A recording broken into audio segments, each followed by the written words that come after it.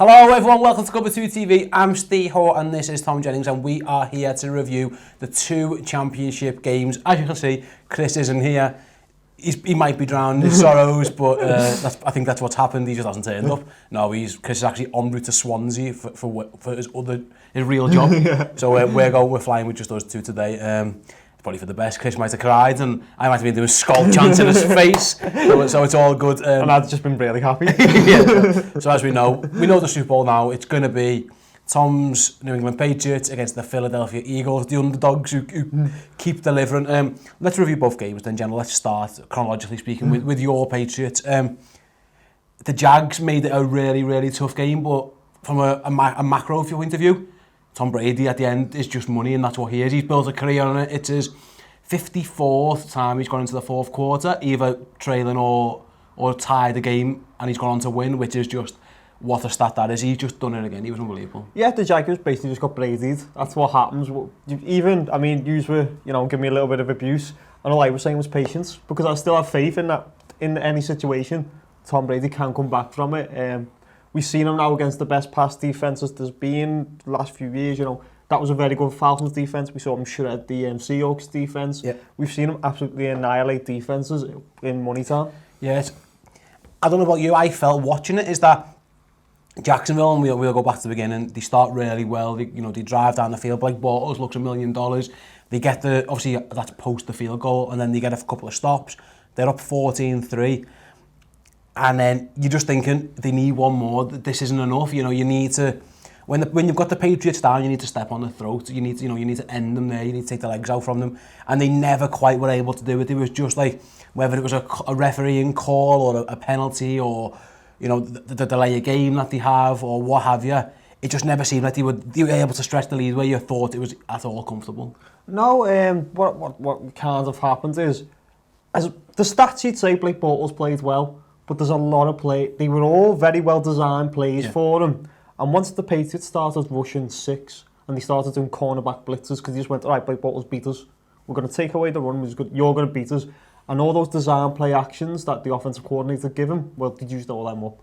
And once that had happened, you really saw them, the offense start to stutter, and then it was field goals, and then by the end of the fourth quarter, they were getting absolutely nothing, and he was going 3 and out. Yeah, absolutely, and we'll come to that. Let's go right back to the beginning. I say the Patriots get the field goal, but then I was so impressed with the couple of drives that Jacksonville put together. Like I said, a lot of it was scripted plays. There was a lot of Fournette, a bit of Yeldon, a lot of Grant out the backfield on the wheel route, a lot of crosses to Lee, a little bit of Hearns, and it looked like you say, the scripted plays were working, and New England, rightly so, were 8 in the box. Fournette's not going to beat us, but that left a little wheel route open, it left a little crosses open. And to be fair, the Jaguars went down the field twice and it was quite easy. And at that point I was thinking this could be a similar game to the Steelers game where, listen, the Patriots are always going to score their points regardless who they're playing. This could be 42-40 again, but I don't know, I always think to beat the Patriots, you've got to play flawless football and just the little tiny mistakes. That delay of game before half-time, if they don't get that, the Patriots don't get the ball back before, so they go in, at worst, 14-3, probably 17 or 21-3 down.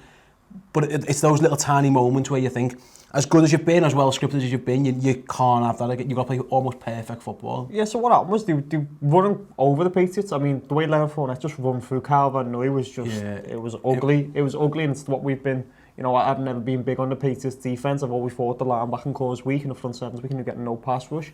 What they were doing very well, Jacksonville, is they were doing delayed play action. Yeah. So they're making it look like it was a run play, and then just last minute, the fullback would break out into a flat, and you're picking up big chunks with that, and it was a problem all through the first half. And it wasn't until after, again, I said they'd used that up, but in the first half, they were moving up on the Patriots very easily, up and down all good day. Yeah, that wheel route to Grant, I was surprised. It worked about 3 or 4 times, didn't it? And it was like, are they not going to cover this? Is nothing happening? They're just going to leave this open all day. And like I say, a lot of it was, they'd go to the same formation 3 or 4 times, but they'd play 3 or 4 different plays. There was one where everyone thinks it's going to be screen, and you see the whole Patriots defence go, and then just hands it off, and they're running right through the middle. And it was really well executed.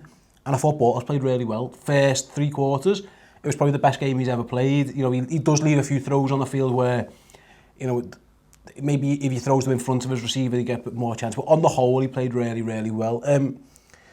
What was you worried at 14-3? Was you thinking that, not so much worried, but was you thinking, you know, this is a proper game.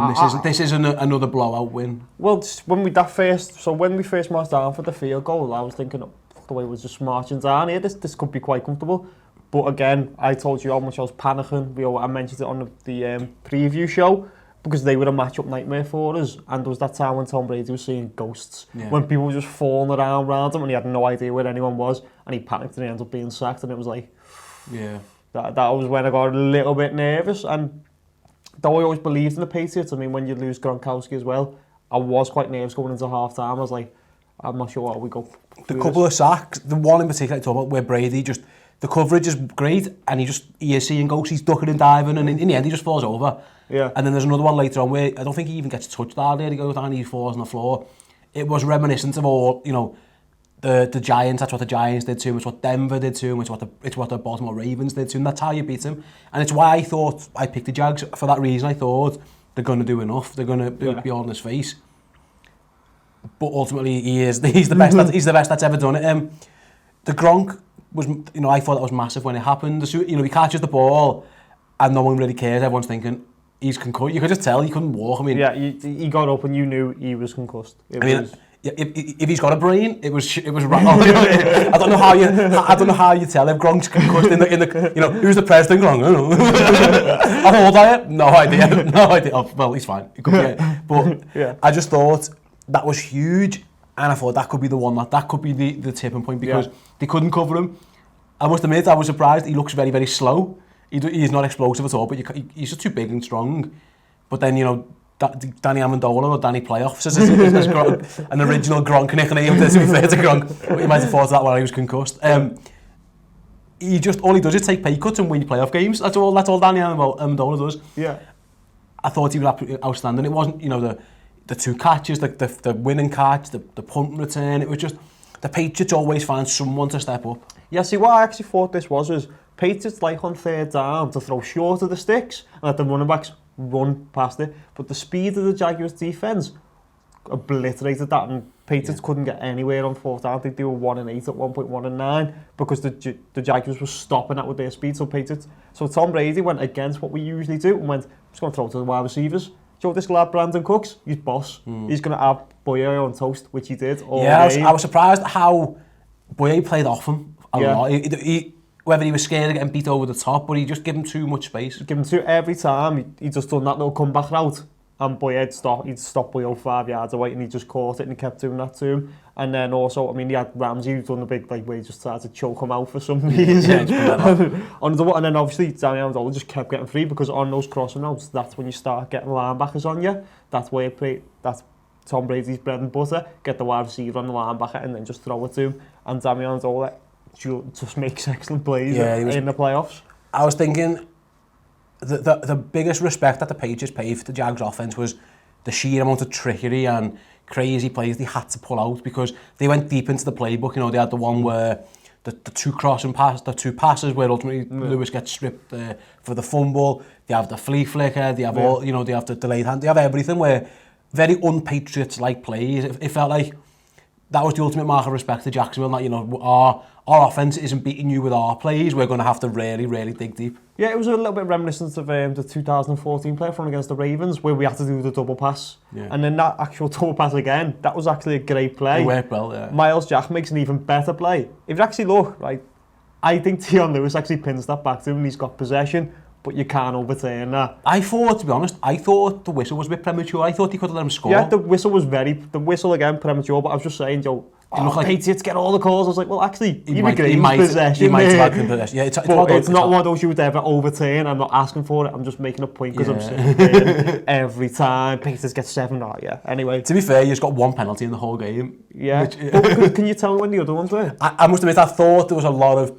I thought Marquise Lee was getting battered. And I thought on that, even the last play of the game, it's a clear holding. But no ref in the world is ever going to throw a flag on the Patriots game-winning run. It's just not going to happen. But watch Miles Jack, he's in the headlock pretty much, but it's one of those. There's holding on every NFL player. Yeah, there's that on every run. I thought there was also one on Brandon Cooks where he got his arm pulled back by Jalen. There's loads. Quite deep. So I think there's a lot of ticky-tacky calls which can go either way, except when they go Patriots way. People don't like it. Anyway. That's off my chest. I thought... I don't think it was a pull. I thought there was a couple of bad calls. I thought that we spoke on text. I thought the PI call at the end of the first half, where I thought Boye played great coverage and he gets called. But then there's other ones where Jalen Ramsey probably doesn't get called. Even on the Gronk where Gronk gets knocked out, the lad pretty much trips him up. You know, there was. It was by the ref didn't. Yeah, the ref. It wasn't one of those where the refs absolutely balls it up. Yeah, but the one with the AJ Bureau, the only thing you'd say to him is maybe look backwards. If you look backwards, that doesn't happen. Yeah. But it was great coverage. Once I'd seen the replay of it, it was like, no, that was great coverage. It's one of those where you probably get it at home and you don't get it away. That's what with the NFL at the moment. Going into the end of the game, I want to talk about the Jackson. You mentioned before, Jacksonville's design plays will all run out, and Tony Romo, who I think is an amazing commentator, all game he was saying, at some stage, Blake Bortles are going to have to make the throws to win this game. At some stage, you know, this isn't going to work. The Patriots are going to shut it down. They're going to stop the run. They're going to stop the wheel route, and they're going to bring pressure. And they did. You know, Malcolm Butler was blitzing. James Harrison was getting home.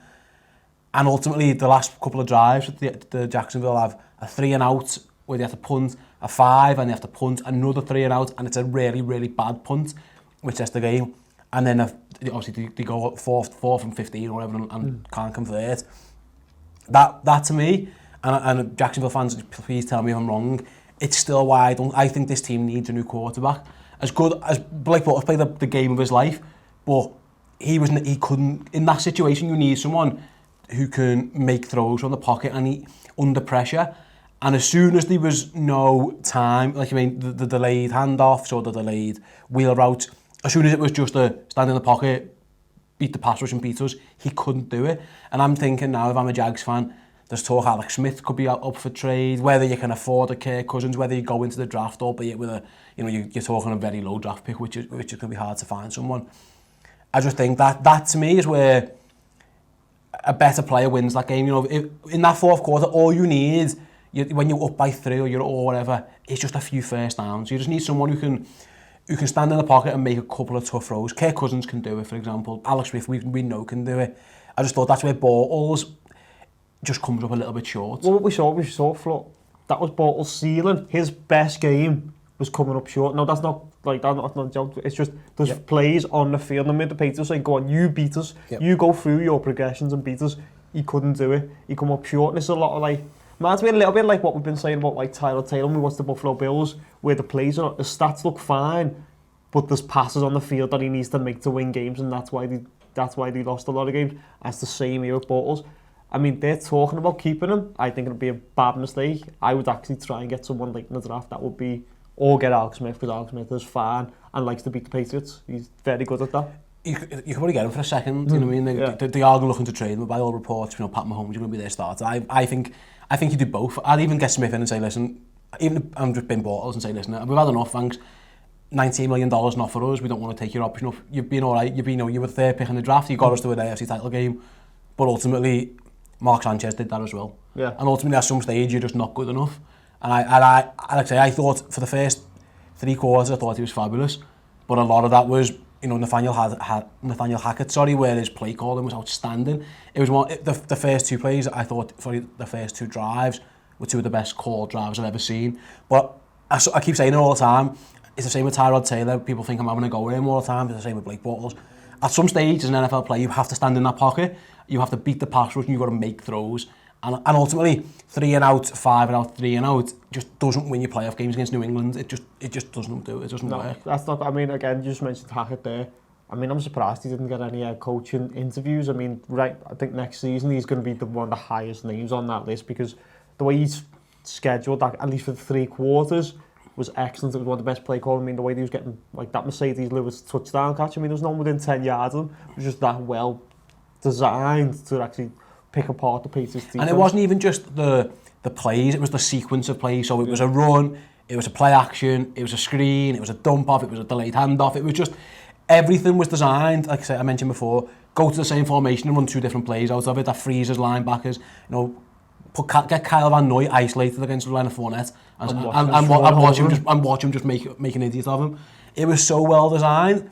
But like I say, at some stage you can only script so many plays, you can only have so much, and like I say, you've got to play from the pocket. And I must admit, I'll hold my hands up in front of you. By the end of the game, I was supporting Jacksonville, and it's not. I'm not a Patriots hater. Yeah. I'm not someone who, you know. There's a lot of people who, you know, the New England versus everybody, where it's very true. It is where everybody's the everybody.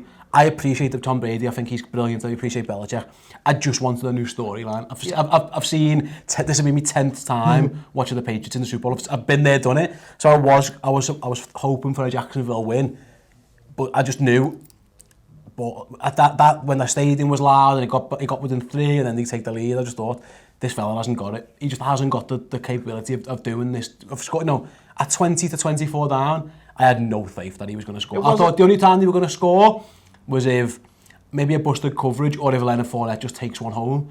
I just never ever felt that he's going to be the man who can lead a 2-minute drive. I just never ever thought that was going to happen. Even if it happened, I would have just fancied Tom Brady to go back down the other end. It wasn't like last week when I had this little feeling, look, even with 25 seconds left, Case Keenum was going to pull something out. That you just never got that feeling from Blake Bortles. The team never I don't believe his offense got that feeling behind Blake Bortles. I think that's the difference. The New England Patriots always felt that Tom Brady, don't worry about it. Yeah. He's got this. When he goes into that 4th quarter mode and he just goes laser focus, you see him shout laser focus to everyone, it's over. I felt so sorry for the Jacksonville defense at the end of the game because they were getting stopped. Brady got the ball back at midfield and goes 3 and out, and I was thinking, this is amazing, but at some stage the offense has got to help you out, and ultimately they get the ball back on the 30 and then it's impossible. You know, it's just impossible. You can't stop that. I just thought, you know, the likes of Ramsey and Boye and Campbell and Jackson and Jack, who had a really good game, and Gibson and Smith, they just had too much on their plate. They just needed a tiny bit of offense. And final word, let's just take it back to Brady now. Just like, some people get bored by it, you know, and I mentioned before, like, one different story, but this guy, we are in the midst of watching, like, it's the Babe Ruth of baseball, or the Michael Jordan, where he's the best ever, and he just showed it once again. And it's not, he doesn't do it in a spectacular way. There's no ridiculous, you know, run around, make a mad throw, Brett Favre type play. It's just precision, stand in the pocket, deliver ice cold, read. You know, the way he looks off safeties is just ridiculous. He is just the best, and it's unbelievable. It's all the mental part of the game, which I'm trying to tell people. It's more than just your arm strength, it's more than just your accuracy, it's the mental side of how well do you read the defense, how well do you look off a safety, how well do you just move someone a little bit so you can see, oh, he's in that coverage, oh, I know this coverage, bang, bang, bang, and that's it. And again, just he's not scared of any situation, which is the perfect for New England. And again, this is the real reason why they traded Jimmy Garoppolo. It wasn't any of the, you know, let's not get into that. I was going to do a video on that, but I was way outdated before I got round to having a chance to do it. But yeah, it's not the nonsense. It's Tom Brady was outplaying every person in the league. He is going to be the MVP, I think. And that's Jacksonville got Brady's, and they're not the first team. Won't be the last. I'm hoping they're not going to be the last. No, they won't. He is just he's ridiculous. He is just the best, and like they talk about clutch, and he is just ultimately. He done it in the playoffs. He done it in the Super Bowl against Seattle. He got them back into the game. He done it obviously in the Falcons game. He done it again. He's ridiculous. He done it against the Steelers a couple of weeks ago, which got them the home tie. He is unbelievable. Again, I'm not telling you anything you don't know. Everyone knows how good he is. So congratulations. So you will be playing the Philadelphia Eagles. As games go, as shocks go, you should never really be 100% shocked when the home team wins a title game. But the manner in which it happened was just like staggering. So 38-7. And bear in mind that the Vikings were 7-0 up. Absolutely, I was bewildered. I was watching the game, and it was just like, I can't believe this is happening. From a macro point of view, I just thought Nick Foles was a quarterback rating of 140 odds. You know, his deep plays were unbelievable.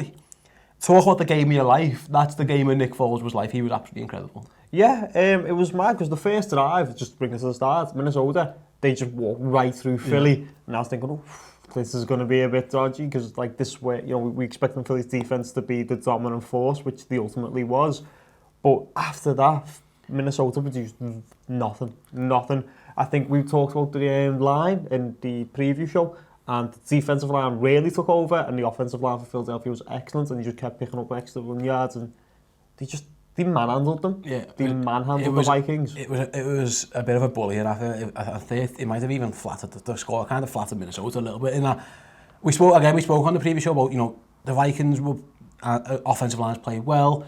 I thought they'd be able to not stop the Eagles because that's impossible, but slow them down enough to let Case Keenum make a couple of plays.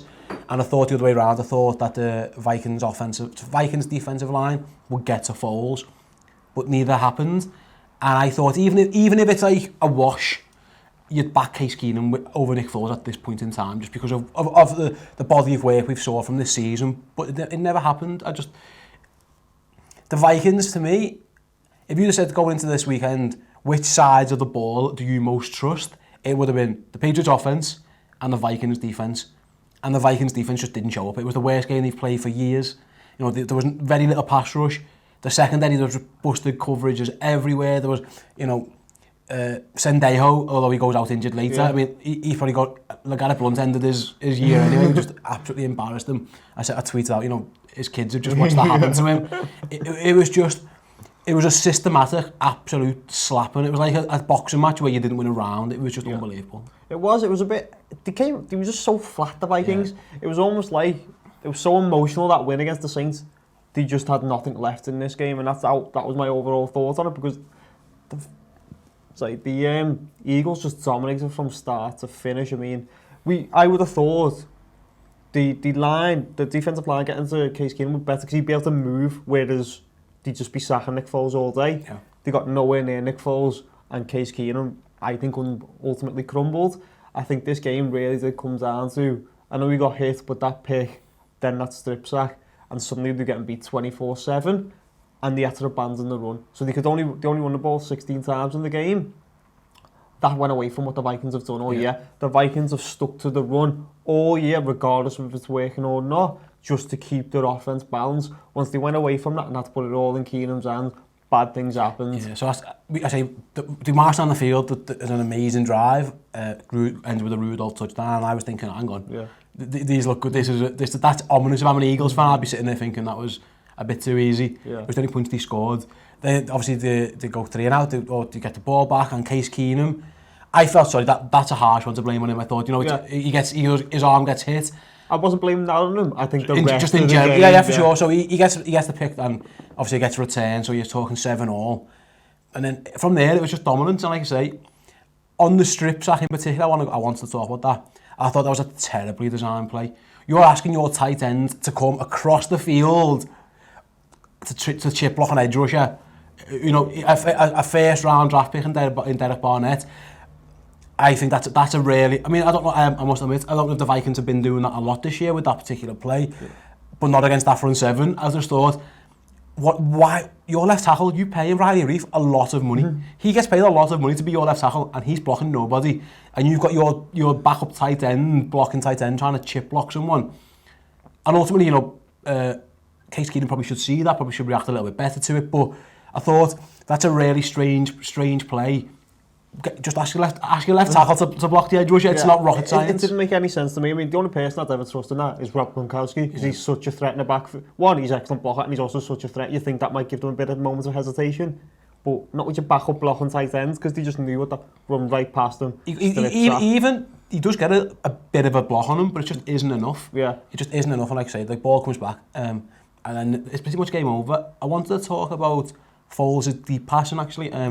He goes 4 out of 6 on the deep balls, and one of those 2 that he misses, Torrey Smith just drops. Yeah. He should have been 5 or 6. That's the thing. They go 3 and out early, don't they, in their first possession? But they should have threw a touchdown, because Torrey Smith drops a blatant touchdown, because that's how well Nick Foles just picked this defense apart. He was hammering. I mean, the wide receivers have went missing since Carson Wentz went out, and they showed back up here. Double moves. I thought it was double moves, and there was obviously Xavier Rhodes was in and out because he had the toe injury and stuff, but I just thought they were biting on the double moves, and Nick Foles had all the time in the world to let those double moves happen, because he was so well protected. And to be fair to him, I've always thought he's got a cannon arm. It just isn't very accurate. But in those moments, he was dropping them in the bucket. You know, the one to Jeffrey is just a perfect throw. The Smith one's probably the best that we made that ultimately got dropped. I was flabbergasted how the best defense all year, the best third down defense since 1975, and it just fell to absolute bits. I don't know whether it was a scheme, an emotional thing. I don't know what it was, a health thing, but I just couldn't believe it. It was like watching, you know, your favourite boxer just get absolutely annihilated by an underdog. That's how it felt. It was just like, this is absolutely, I can't believe this is happening in front of my eyes. Yeah, it was. I mean, we saw it. It was like it was almost like you see the signs of the boxer's previous fight that he's struggling. Almost like I don't know you, but I was a big Ricky Hatton fan, and you've seen every time he went up, he struggled a bit, and that's what we saw. The Vikings defense where Drew Brees was starting to pick it apart. Yeah. But we didn't read the signs, and then when they come up against the Floyd Mayweather or the Philadelphia Eagles defense, they just smashed through. The offense just smashed through it, and it was so comfortable in the end. It was so comfortable. I mean, JJ was running all over them as well, so at least we've got like a Brit in the we got a Brit in the Super Bowl, so that's good. I just thought, I feel so sorry for Vikings fans. Having gone through the miracle in Minnesota, whatever you called it, and then to watch your teams get absolutely beaten up. And to be fair, I ripped the Eagles off going into the playoffs. I backed against them against the Falcons, and I backed against them here because I just didn't trust the offense at all. I trusted the defense, just didn't trust the offense. They scored 38 points. And last week, to be fair, I think we saw with Foles the limitations against the Falcons. He scored 15 points, but he wasn't that impressive. No. He's come out this week and he just looked like a new man. And it was so well coached. I'll give them that. The coaching's superb. They should take a lot of credit at Peterson and his staff. I just wonder if the Vikings have got any regrets in terms of, did we underestimate him? Should we have done more? What could we have done different? Because... Or is it just one of those, you know what, we just got our asses kicked. I genuinely think they couldn't get off foot. They couldn't get off foot. I genuinely think it was such an emotional let-out that they thought the game was won before they got there, kind of thing. They were like, we just come with Super Bowl, crazy 25-second last drive that we got a touchdown on. It's destiny. And it's like, well, no, it's not. You still have to go out and beat this really good team of Philadelphia because they were the number one seed for a reason. They've been excellent all year. I think we've been slightly writing them off. I mean, even after I picked the Vikings in the show, I kind of knew. I just wanted it to be me versus Chris. Mm-hmm. I actually, deep down, thought the Eagles would win, but I was rooting for the me versus Chris Super Bowl. Yeah, I'm just going to look at Case Keenum's stats here before we wrap up. So he goes 28 of 48, 271, a touchdown, obviously 2 interceptions, and obviously gets strip sacked as well. He's been the story of the season. For the Vikings, he's been incredible. Fair play to him. He's shown that he is a starting quality quarterback in the league, but he hasn't got the stripes on the wall. We talked before about Tom Brady, who I'm down by this many. I don't have to panic. We can play our game. Keenum looked rattled to me. Even Phelan was struggling with an injury, and Diggs got kicked in the back, which obviously didn't help as well during the game. But I just thought he never looked calm. Even you can be calm in the face of a pass rush. You can take a side step. You can get the ball out quickly. He just every time everything looked a bit frantic. And I say maybe we should have read into the end of the Saints game where it was all a little bit frantic at times as well. I just thought the Eagles just basically just made a bit of a show of him, his offense, and ultimately the defense as well. Yeah, I think this is what we saw from Keenan prior to this season. He was erratic, he made some like Frank Tarkenton-esque plays, but he got away with a lot of like people dropping catchable picks, and it's all just come right to this is what happens when you have this kind of crazy play guy. They also have this game where they fall apart, but when you have like a steady game manager, you maybe don't get the exciting plays, but the more consistent plays in this game. I think Keenan was found out that when you got a good pass rush on them, you panicked and didn't know what to do. Yeah, and I say 38 unanswered points in a playoff game. That's rare. That's an absolute beatdown. And fair play to Philadelphia. They'll go to the Super Bowl when you'll be facing the Patriots. Obviously, keep an eye on the channel. We'll have all the build-up coming into the week for that. Probably next week we'll go in depth on all the matchups that matter. It's pretty much Brady versus that defense and see what Nick Foles can do, I suppose. So, like I say, let us know in the comments section below. What did you make of the Vikings? What did you make of the Eagles? And also let us know what you thought of the Jags. Any Jags fans, tell me what you think of Bortles, what we said earlier. And Patriots fans, just celebrate down there if you want. Jenno will be reading them all. Just join me with the smugness. Just join Jenno in your New England versus everybody's smugness. So yeah, Jenno, one more game to go on our first season. I've enjoyed it. Hopefully it's an enjoyable Super Bowl. I don't care who wins, just as long as it's a good game to watch. You guys, you care who wins, obviously. I do, because we're live streaming as well, and you stopped being so dark. I went against the Falcons. Yeah, don't say anything you regret. We'll get to all our Super Bowl coverage in due time. You guys, thanks very much for watching. Please subscribe to the show if you haven't already, and give the video a thumbs up. It really does help. And follow us on Twitter as well if you can, @Cover2TV. And tell your mates as well to watch us, because we enjoy doing this, and hopefully you guys enjoy watching too. So yeah, until next time, Jenno and me, and Chris doing the skull chants, crying his eyes out en route to Swansea. Falls. Yeah, falls. See you all later. Ta-da.